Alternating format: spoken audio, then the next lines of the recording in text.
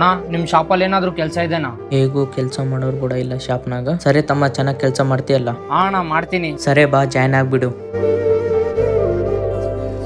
ಇವನು ನಮ್ಮ ಶಾಪ್ನಾಗ ಹೊಸಬವನು.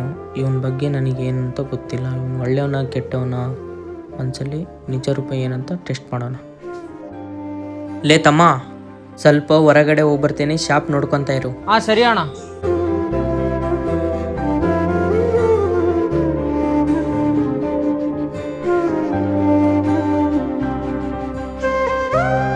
ಹಾ, ದುಡ್ಡೆಲ್ಲಿ ಇಲ್ಲಿಟ್ಟಿರೋದು?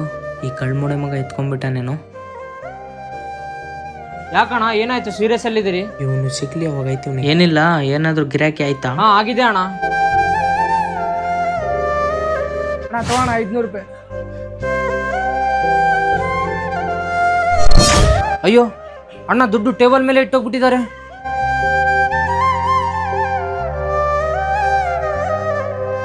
ನಾನೇ ತುಂಬ ಅವಸರ ಪಟ್ಟೆ, ಅವಮಾನ ಪಟ್ಟೆ. ಪಾಪ ನಮ್ಮ ಶಾಪ್ನಾಗ ತುಂಬ ಒಳ್ಳೆ ಹುಡುಗನೇ ಸಿಕ್ಕಾನೆ.